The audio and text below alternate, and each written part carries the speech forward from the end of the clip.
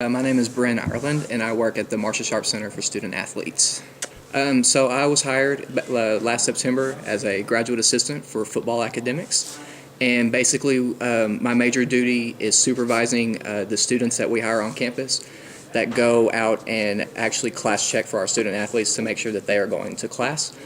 And we also play kind of a mini role acting as academic advisors in assistance with my direct supervisor, helping them to help keep up with the student athletes' assignments and making sure that they're on top of their schoolwork. With each athlete, so how it kind of works is my supervisor, whose name is Hillary Sanders, she will bring in a specific student athlete.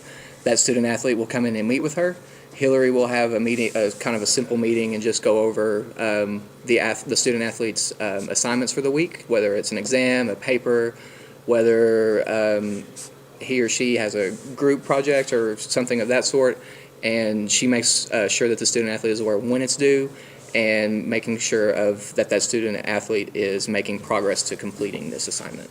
The ultimate goal of the Marcia Sharp Center, as provided by our Assistant Director of Athletics, is to graduate all of our student athletes. We're helping them not just obtain a degree, but we're also focusing on getting them moving along at the correct pace and making sure that they're meeting requirements to maintain eligibility for each academic year. We pretty much, all student athletes for every sport are required to come meet with an academic advisor. All of them are required to attend tutoring sessions if they're needing it. They all have to come into the lab, especially freshmen and sophomores. They have to spend an allotted amount of time in the lab and making sure that they're keeping up with their work. So there's not really much differentiation across sports.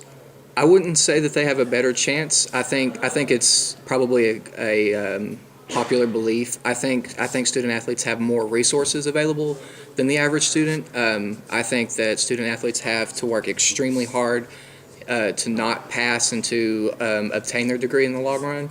But also, you have to realize that student athletes are basically have a full-time job in the program that they're participating in, whether it be football or basketball or baseball or whatever, that the normal student like you or I wouldn't have to deal with on a consistent basis. No, there would be absolutely no reason. The Marcia Sharp Center, the way it's set up, is to give all of these student athletes every resource possible that they could ever need, whether it be a learning assistance program, whether it be things like etiquette dinners to learn etiquette for when they move on into their careers, whether it be to go to a writing center to improve their writing skills. They have access to the computer labs to take quizzes and exams. They have tutor appointments, things of that nature, and then they have academic advisors who are watching over their progress each semester. So no, there's no reason. I think probably the best thing we do is that this is something that's kind of implemented in our policy. We have strict guidelines saying that you can direct the student athletes in the direction that they need to go to obtain the help that they need. But there's also, I think, kind of an implied understanding that we can't directly help in the schoolwork. It's just kind of like a something that you're taught when you're hired there, and that you go on as you continue working. Yes, all of the student athletes, they're fresh. I believe it's their freshmen, and I want to say their sophomore years too. They are required to spend an allotted amount of time in the Marcia Sharp Center. If a junior or senior is considered at risk and is needing some extra attention, whether it be with tutoring or something of that sort, then I believe they also have a required amount that they have to spend in the center as well.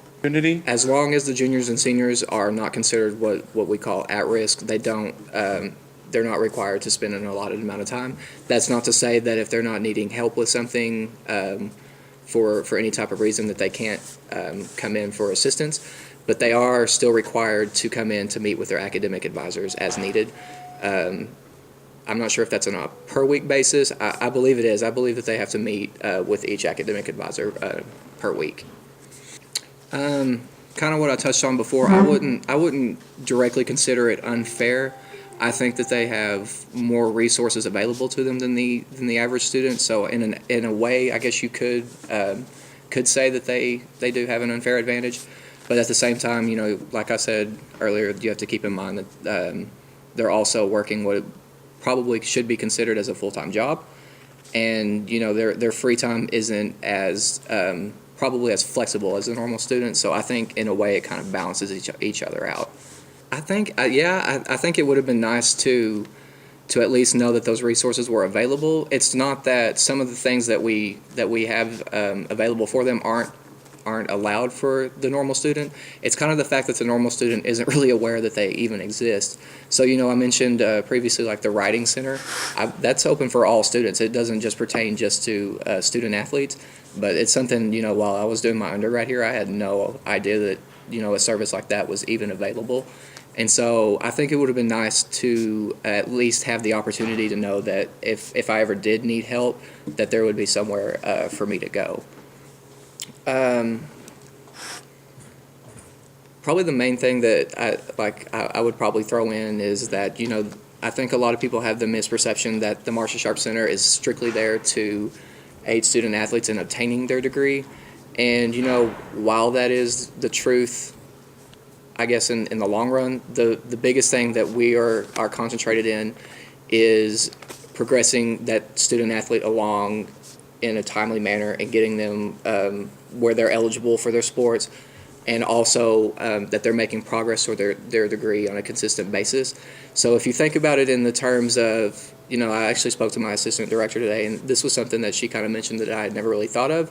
So if you look at the Honors College, think of how they're catering towards a specific demographic of student. If you take a look at the Marcia Sharp Center, and people want to say, well, they're just working with student athletes. Well, that may be true, but at the same time, how is that any different than what the Honors College does, or specific departments who cater to specific needs of students? And so I think that's something that would be interesting to point out. And also, I think another misperception is that student athletes are so concentrated in just an athletic department that they are closed off from the rest of the university. But within our department, we don't just cater to athletics. So, our academic staff doesn't just report to a coaching staff or to the athletic director or things like that. Like, as I mentioned, the assistant director I spoke with today, she actually has constant communication with like the provost's office or with different areas of the academic field. And so we're kind of the way that we tie it all together, and so it's not just from an athletic perspective.